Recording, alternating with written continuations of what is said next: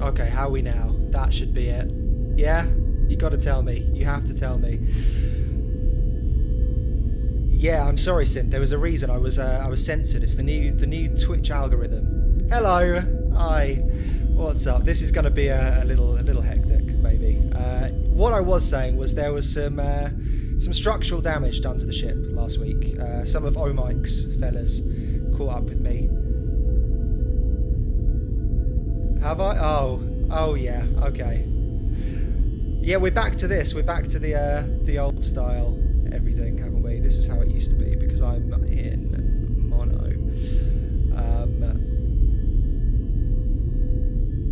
I hate this. I hate all of this. You know, I didn't like doing it the first time. I don't want to do it now. Thanks. You remember this is what the stream was like when the show first launched. Everything was just a little bit off because you've got to do all this specialist stuff that I just hadn't thought about doing, and I don't know that I can do it on the fly. Good thing today is going to be a short show, so that I can actually fix this. I've been doing a lot of repairs. Some things went majorly wrong. As you can see, I've had to rebuild some things from scratch, and it's not exactly as it should be, as I'd like it to be. Yeah, sound problems. I mean, I really thought at least I had that much figured out before today, but it turns out that I can only learn how to do that once, and then once it's all gone, so is the information in my head. I don't know what to do. It is. Look, it's a bit of a junk ship. It's a bit of a Millennium Falcon thing. Yeah, it's Omike. Omike has done all of this. See, I've some good has come out of it though. Some good has come out of the fresh changes. I've built myself a new spider bowl, which is something. The unfortunate thing is that this week, try as I might today, the lab where we meet the other Mycos is not open for business right now. It's so close to being ready, but the vital thing that actually brings in the other guys is not up and running. It's not active. No, that's I have all sorts of arboretums and botanical gardens on this ship. This is a green spaceship. Okay, it is it's all green energy. I'm fueling this entire ship from my plants. Yeah, this spider bowl is much more powerful. I realised that obviously I was not being sensible in having just my nice little flimsy glass and legs. So I've gone for something that if Omite comes back now, I've got a better centre of gravity with this guy, and I've got hydraulic presses in the legs. I can crush grapes into wine and heads into jelly. Yeah, no more Mr. Nice Mike. That's right. So yeah, I was hoping that today was going to be nice and structured. I thought I'm going to get in. We're going to do going to show you the options. The poll is running. You just won't get any results from it, unfortunately. Thank you very much. I'll check that tweet afterwards. I can't look at it right now. Yeah, I thought we'd have the options. We'd do our little project. Then we'd meet the O-Mike or the other Mike, and we'd leave. Like the spaceship, that's a forest from Star Trek Discovery or Doctor Who or Star Wars Extended Universe. Yeah. I can't think of any examples from any of those things. I've never seen Discovery. I've seen some Doctor Who, but obviously not that Doctor Who. And despite being a lifelong huge Star Wars fan, never got into the Extended Universe really outside of the games. That was the only other stuff that I cared about. So let's pop into our close-up and see if any of that's working. This is more or less what we want it to be. The only thing that we don't have, I will say, is our little text file with our C2 universe. I was hoping last week, I was planning on going back into the dating simulator, and we're going to do another run of Myco Miami, Mikeo non Enotomeni, I think it's called. Should know, I did write it. But last week it all fell apart. So instead, we're going to go back into the C2 universe, right? So I'm gonna open up my little text file. Let's see if I can find it. That is something that I believe does still exist, if I can find it somewhere. Let's look, please. C2 franchise dot text. There we go. Wonderful, wonderful stuff. I'm going to bring that in. And then I want to talk to you all about something. Okay. I don't know if I can really do the whispery storytelling, actually, now that I'm terrified that my sound is going to disappear. Let's try and open up text edit. There we go. Obviously, what are you doing? How are you appearing in front of the screen? That's not how screens work, is it? There we go. Okay. Right.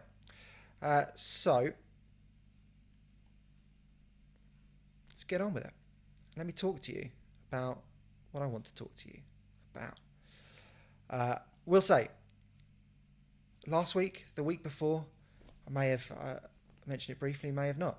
Yeah, we all live in the C2 universe. We're all somehow is the key word. Somehow is exactly how we want to put it, because that is how we live. I'm getting a little bit of an aura from myself on here, so I might just pop myself off for a second so we can see the important stuff.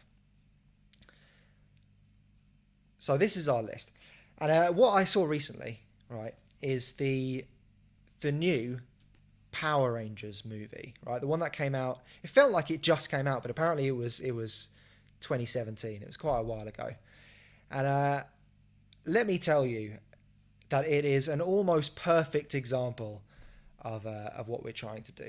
The only thing it doesn't have is a shared universe. That is the only thing. Although it kind of does, because Power Rangers does encompass a bunch of different shows, to my knowledge. But what I thought was perfect about it was, first of all, me as an audience member for it. I've never seen any Power Rangers before. I wasn't into it as a kid. I think we talked about it briefly on the Discord, Power Rangers, a little while ago. That I had a couple of little toys, not even the proper toys. I had the ones that were like, I don't know where they came in, little toys that came in not cereal boxes, like Kinder Eggs. I want to say Kinder Eggs, but I'm trying to reach for one that I know will land better in America, because I know that Kinder Eggs are somehow illegal over there, right? But they were those sort of things, just a little crappy statues, no mobility, no articulation whatsoever, just little like army men, like the little green soldier guys. Hey, no, I don't love Power Rangers. Yeah, no, they were huge. They were huge. I wasn't not into them because they didn't come over here. Power Rangers was and is still a big thing. I don't know if it's as big with kids nowadays, but I know that it's still on. I know that it still runs. Yeah, I guess they don't trust you not to just swallow the actual egg inside, which seems to me like a parental issue more than a need to ban it, because we manage over here. I don't think there's a lot of Kinder Egg surprise themed deaths. But yeah, this Power Rangers was big over here. I just wasn't that into it. My only experience with Power Rangers is one time on the playground. I saw a kid doing Power Rangers moves, and I said, "Why are you doing that?" And they said, "I'm a Power Ranger." And I said, "No, you're not. The Power Rangers don't exist." And that was my entire childhood experience with Power Rangers up until about a week ago, when I decided on a whim to watch the new Power Rangers movie. And so it allowed me to come into it with the feeling that we're trying to create with our movie, in that it was so clearly packed full of references to Power Rangers and Power Rangers like related things. The cultural pervasiveness of Power Rangers.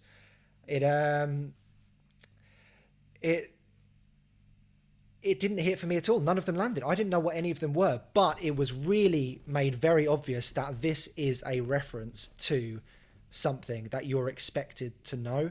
Like the whole thing was. And it was just such an interesting mashup as well. There were a lot of people acting in a different movie from each other, which was kind of cool. Rita Repulsa is the bad guy, who I did know by name. I knew that she existed. That's Elizabeth Banks in the movie, and she is acting in the original series, and the rest of them are trying to make it into like a kind of modern remake. It's a yeah, it's a very interesting thing. And the whole thing is set up as well. That's the other. We talked about our entire movie being set up to a reboot or a sequel, or some sort of reimagining, and yeah, the Power Rangers movie kind of does that too. They don't get to wear their Power Rangers costumes until like the last 15 minutes of the movie, at which point it goes full fan service. The theme tune starts playing with like the 90s guitars, whatever it is, the kind of really radical synthy guitars. They get in there. They get in their Zords. They get in the Megazord, which is cool. And again, is presented as this big moment, like, oh shit, it's the Megazord. But they haven't up until that point even suggested that the Megazord exists or that it's a possibility. So it's kind of lucky that I was alive in the 90s and aware enough to even know what it means. Because it was this big revelation, like, whoa, it manages to clip together. But I imagine if you are just watching it with no knowledge that Power Rangers ever existed before the movie, it's just like, well, why can it do that? They didn't tell me it could do that. What are they doing? They're just falling in a hole, and now all of their robots are clipping together somehow. But it's very cool. I actually really enjoyed it. I don't know. I don't think it was very well loved, right? I think they're talking about rebooting it already. And maybe if you're a fan of the originals, it sucks. But yeah, I really liked it. It was odd. It was an odd movie, but I really enjoyed watching it. I couldn't figure out what else you would want from it. It was what I wanted from a Power Rangers movie, having never cared about Power Rangers before, and it delivered in spades for me. We should get huge. I would like it if we all came together. Yeah, the power of friendship and combining forces in a social way is a big theme that they don't try and be subtle about that. They don't care to hide the fact that they even say Bill Hader plays a little robot in it who even says a bunch of different colored costumes for a bunch of different colored kids, which struck me as something that you probably shouldn't say in a movie that came out in 2017. It didn't seem right. But I guess they just were like, what if people haven't noticed how diverse our cast is? And I remember the articles coming out being like, they've made one of them LGBT. And I honestly, having watched the movie very recently, I couldn't tell you what the moment was that made that clear. I don't know which of the characters it was supposed to be, because certainly never like nobody ever came out and said it, but I guess there must have been something that I missed. Maybe one of the girls had a shorter haircut than is typical, perhaps. I don't know what it was, but they really wanted to hammer it home, which is not a bad thing. I know I'm saying it like, oh, it's so stupid that they're trying so hard to do it, but they want you to know that they're doing it, which is interesting. And maybe that's something we should lean into too. We're a very diverse group in some ways, anyway. And maybe that's something that we should put on every poster. Who knows? I don't know. I'm always kind of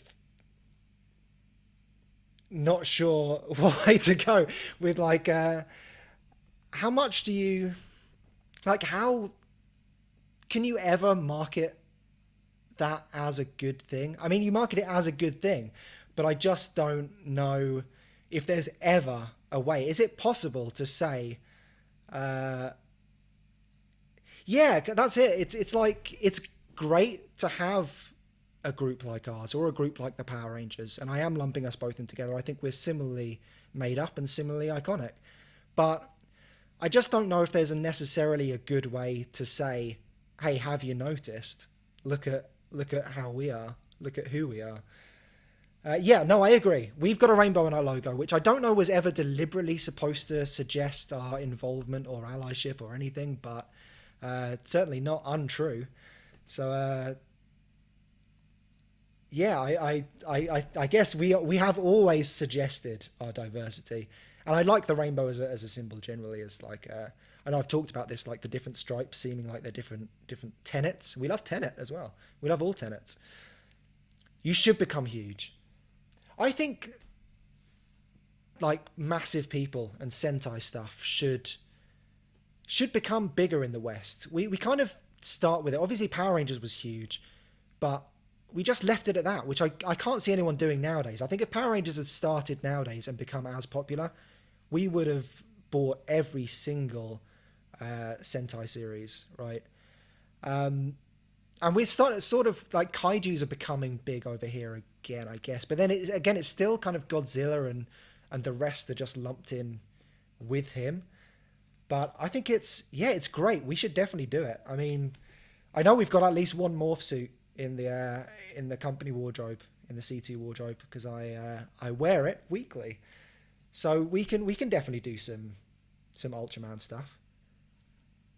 I went on a wiki hole of Ultraman stuff a little while ago. Again, I've never seen Ultraman, but I read all about these various iterations of it. I find it really fascinating when things are redesigned, like when a costume from something like that, like they have the little monsters, like little tiny furry alien things in that, or they did in like one episode, and then years later the suit was remade or repurposed, and I find that stuff really interesting.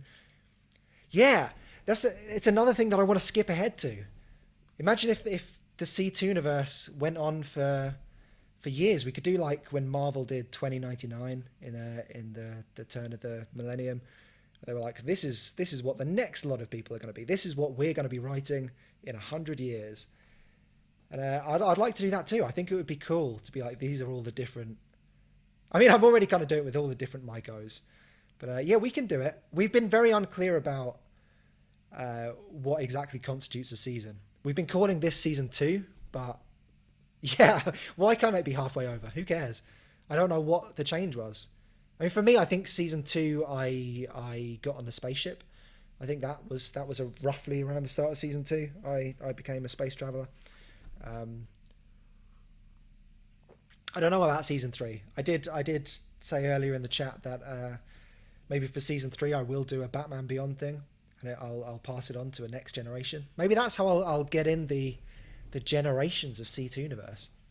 I think it's cool when things come back. Or another thing I really like is that I guess comic books do a lot where they'll bring back a character that appeared in like one issue of something in the 60s, and there'll be some writer who was obsessed with deep dives, and he'll bring that person back, and it's really not even for the fans, because who would remember it until they saw it on Wikipedia that was even a thing. But I like the returns of things. Again, it kind of falls into that thing of Easter eggs that nobody could possibly be actually expected to care about. Maiko is back, yeah. I'll introduce a version of Maiko that will be deliberately limited edition. There'll be a version that will appear in one of the options one day that you'll only get a chance to choose once, and then never again. And then in like season 8 or 9 or 10, I will bring them back to play a crucial role in the narrative of Multiverse. I love a deep cut. Everybody loves a deep cut. So what are we doing next? What are we planning? I think we were on. Let me actually pull up the list and let's have a little look. I mean, Prime Maiko. Right now, I'm kind of holographic. I'm a little bit see through. I don't know how clear that is when I'm encased in amber, because the translucency of the spider bowl kind of doesn't make it super obvious. Yeah, the different Maikos. I mean, it's already kind of built in. This it is very merchandisable.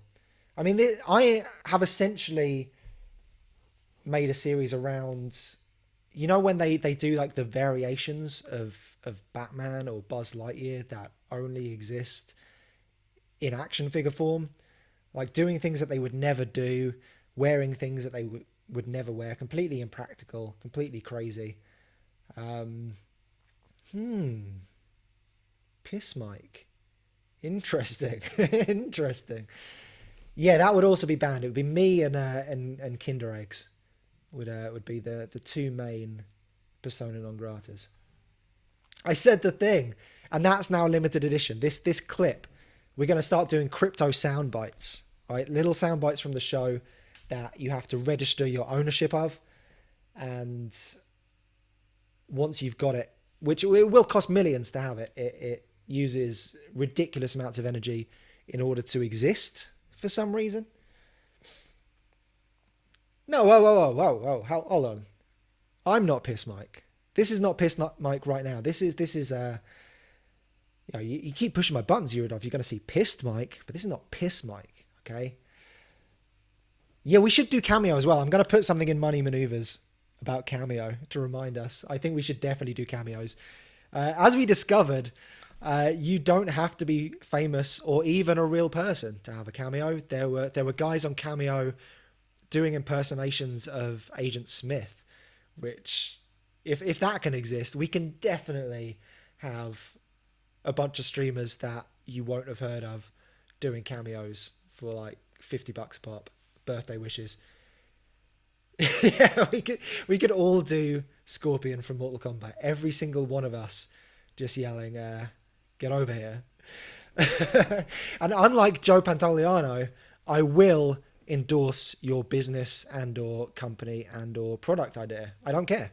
Absolutely don't like it. I don't care one bit.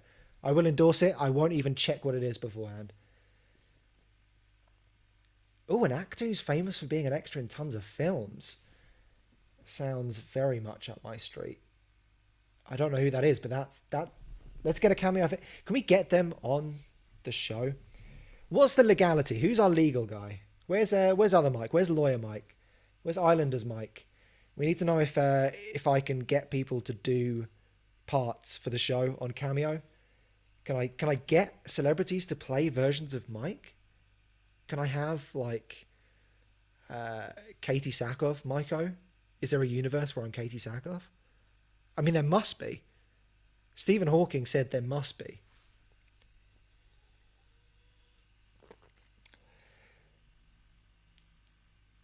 Yeah, I mean, there's a lot of fun. Cameo is wild that it exists. It's so weird that celebrities are now doing stuff like that for pocket money. Like that just doesn't it doesn't compute for me that they're so open. They used to be so closed off. It's so weird to have watched the change of like celebrities used to be untouchable. You couldn't talk to them, you couldn't see them unless they wanted to be seen. The only pictures you'd ever see of them are the ones that they had arranged for a paparazzi to show up and get a picture of them for. And now you have access to every aspect of them, including now being able to tell them what to do and say on camera for tiny amounts of money, really, like proportionately. Yeah, it's really weird, isn't it? And not to say that that it means that they're giving away their privacy. Like if you're on Cameo, it doesn't mean that I can go up to your house and take pictures of your kids, but it's just it is really weird how it used to be so distinct, the worlds of regular people and celebrities, and yet and now they're just offering every part of themselves up on a plate. Yeah, no, this is true. Yeah, I think that's it. There used to be more of an illusion, I think, that if you were on TV, you were rich. And I don't know how they kept it up without having to do stuff like this. I guess they went and like did appearances at kids' birthday parties on yachts and stuff, didn't they? And like they sang for Saudi princes and whatever, and it was just all a bit private. Or they went and did commercials in Japan that they hoped no one would ever see. And now you're getting Hollywood celebrities coming over to England to do adverts as if that's the same thing, which I found really weird. There was, oh, we've just started a contest. I didn't start that contest. I don't know why that started. Yeah, we had Danny McBride come over and do a gambling advert over here, and it's so weird because like Danny McBride, you have fans, you have people who respect you in this country too. You know, why are you doing this? Do you not realize that we're still a major market for you? That we will judge you for this? That we will lose respect for you for doing this when surely you don't need to, right? You create and star and write and produce all your own stuff. You might not be like Bezos rich, but you you've got more than me, and I'm surviving. I'm sure you can do without doing the gambling advert.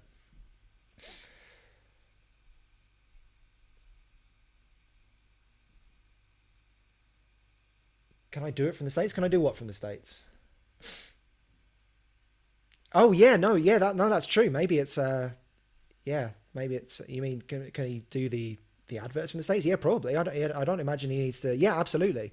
Oh no, I don't think he came over to England. I'm sure they went over to I don't know wherever he is, Georgia, Carolina, wherever Danny McBride lives nowadays, uh, and just set up a camera in front of him and a green screen.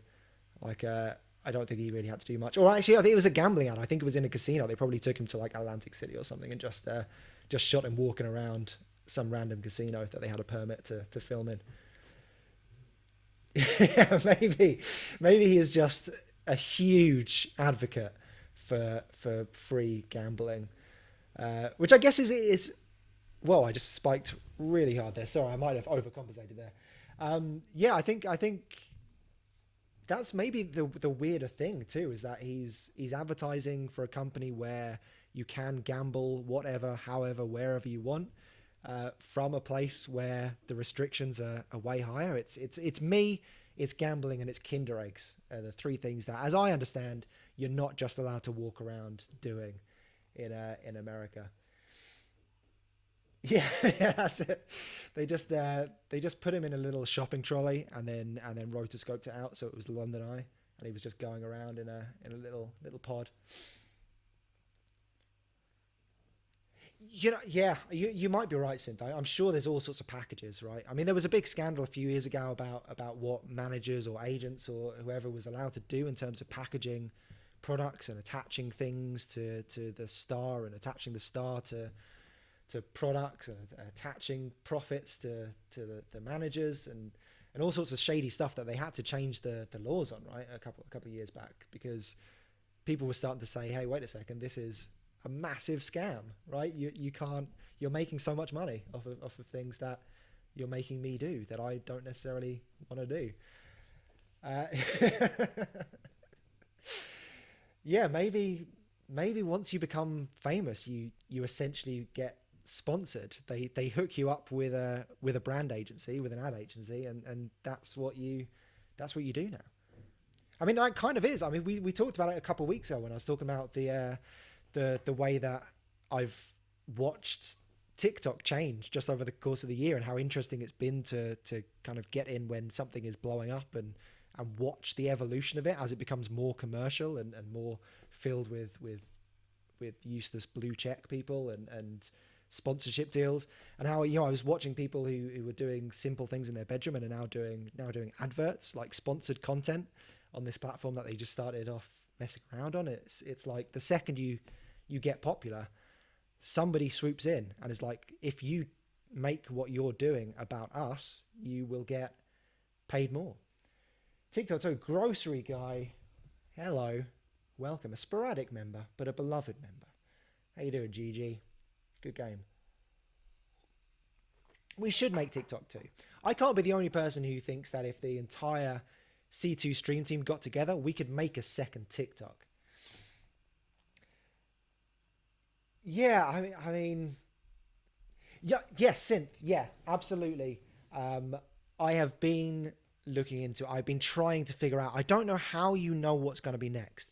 I'm sure there are places you can sign up to consultant, famous like people who are good at reading the room, as it were, and figuring out what the next thing is going to be. And I can feel that TikTok is at its tipping point. And I know I'm talking like a stock guy, but I feel like with this change, with it becoming so full of actual celebrities now, and the way it's all changing, the teens, the people with the leisure money, like the key demographics, are going to migrate to something new. There will be something next. There will be a next TikTok. TikTok is not going to last much longer, I don't think. Well, I mean, it will be around for longer, but it's it's like Vine, like musically. These things, they have to evolve into something else. They get replaced by something else in popularity. They go away for a while and come back as something slightly different. And yeah, I think TikTok is at its breaking point. I think this is where it's going to tip over. I think in the last year, since the first lockdowns started, it's grown at such a speed and such a pace and in such a drastic way that there's no way it can sustain. Something new is going to change. The orb. I've never heard of it. Can't say that we're legally associated with it in any way. Sounds cool. Obviously, that is the opinion of just myself, not my employers, not the corporation, not the LLC of C2. Yeah, that's true. Yeah, Instagram was like, oh, you're on Instagram. What are you, 40? And like sometimes it's true when people say that. Like Facebook is dead. Obviously, it's still huge. Zuckerberg's still a billionaire, but I mean, who do you know that uses it, right? It's not really a thing anymore, right? Like none of the key demos are really using it. It's now just become where everyone's mum is. Uh, I am. I'm safely contained in a sphere. Don't worry. I'm not going anywhere. I will never be replaced. Have a good nap, Egg. We're drawing to a close now. Anyway, it's a good time to take a nap. I'm just, as you can tell, we're not going to do anything today. I'm just ranting about whatever the next social media thing is. But yeah, you're right. Instagram, still, even though Instagram isn't the hot thing anymore, it hasn't really been replaced. Like TikTok is obviously more popular with the Zoomers now, but it doesn't fulfill the same function, right? They're still on Instagram, I guess. Twitter, I think we can all agree, even though that's the one that maybe a lot of us use more often than others. Maybe largely because our our group skews a little older. Maybe we are some of the oldest people on Twitch.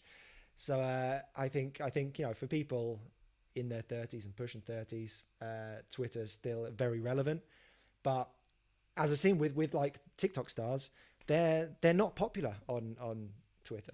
They've got like 7 million followers on TikTok and like 700 followers on Twitter because they don't care about it. It's not important. It doesn't work anymore. We are the most decrepit streamers. It's the reason I've had to turn the camera off now because parts of my face were just starting to fall off. I'm actively decomposing on screen because of how disgustingly old I am. Yeah, absolutely, Eurodov. I think the GameStop thing is a really good example, actually, of a similar thing because once it was a thing that everybody was talking about and everybody knew about, it was too late to get in. You had to have already been a part of this obscure niche subreddit in order to know that it was going to exist. Um, and then it was too late. You can't jump on GameStop once it's already started riding. That was the point of it, is that everyone was getting on it low and saving the company, making the stocks worth something. And yeah, I don't know. Maybe it's just a thing. And I try and do this anyway. Whenever I hear about a new social network, I jump on it and I grab something, I squat on something, I claim something, just so that just in case, I'll have at Mike or whatever we need.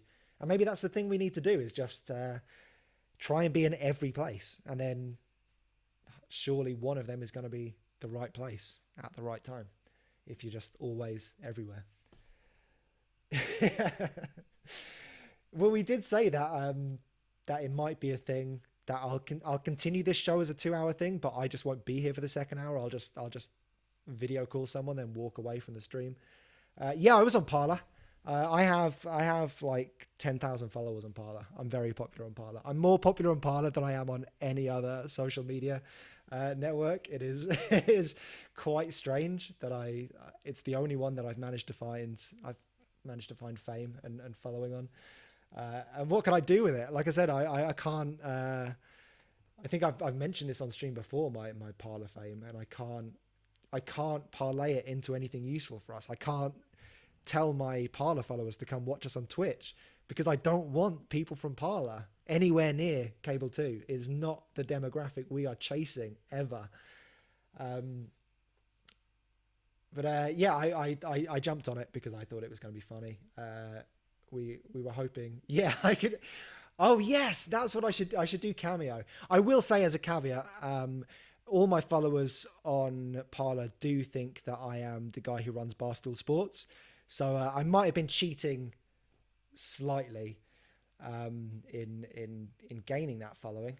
But it's really no different from like Dory or whatever on Twitter. All these like spam accounts that get thousands and thousands of followers that just post stolen and taken content from elsewhere on Twitter and somehow become famous doing that. It's no different really. I'm Dave Portnoy parody, not the real Dave Portnoy.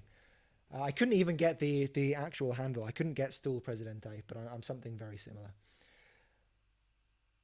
Oh, Eurodov's talking physics. Sorry, I just skimmed over that. I think I saw science. I was like, okay, what's this about Donald Trump?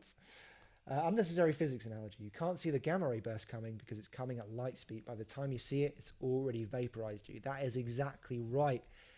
We just have to hope that we are in the path of every gamma ray. We will get hulked at some point. I mean, I could use the app that I used to use for the digital version of me and for the fake life model decoys of you and Arby and Synth and Null.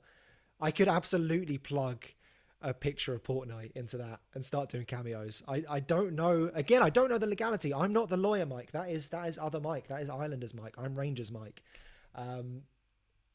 But I'm sure by the time they catch up with me, I will already be considerably richer than I am. The oval porpoise. Yeah, it's no different what I'm doing from the people who see the fly on Mike Pence's head and rush to create a Twitter account called Mike Pence Fly, real Mike Pence fly on Mike Pence head debates, and start posting like, you're heartbroken when you find yourself listening to Sarah McLachlan at 3 a.m. 24,000 retweets. And if you can get famous doing that, I can get famous being Dave Portnoy. There's nothing to say that I can't be Dave Portnoy as well. There's nothing to say that there can't be two guys in the world who look a lot like each other who are both called Dave Portnoy. I mean, Multiverse is living proof that doppelgangers do exist. They are real. They are out there. And they are coming to take over social media. Which brings me perfectly on to the end of the show, I guess. It was nice. I mean, it wasn't exactly as segmented as the show usually is. We didn't get even a single thing done. Dave Fortnite. That is wonderful, Eurodov. Dave Fortnite is coming out of my egg a little bit. Dave Fortnite is definitely something. I don't know what, but it's something that we should be rolling with. And I'm going to run some calculations on that. I might have a little talk about that within the Hype House, and we'll see what we can turn that into. But for now, the end is near, and so we face our final curtain. So I will see you next week when hopefully everything will be a little smoother. I will have the Labverse up and running again. We will actually get something done. I won't spend the whole time talking about Power Rangers and TikTok, although I will not promise that, as I most likely will talk about those things for a bit. Maybe not the entire slot next time. But until next time,